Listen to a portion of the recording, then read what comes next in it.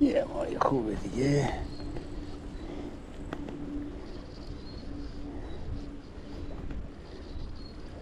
اوه چقدر زبل این ماهی.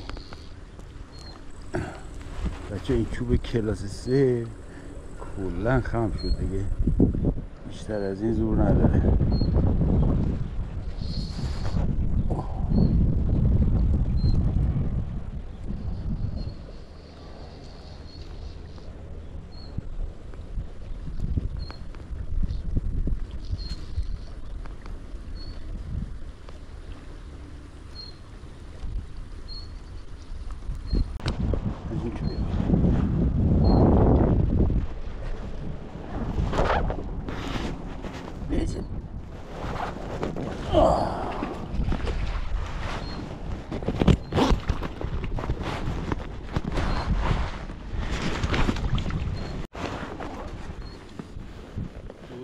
خوب چیزیه اونی که شما دارید. پسره هم به شما میبینید یه سایزه خوشگل و ناس گرفت.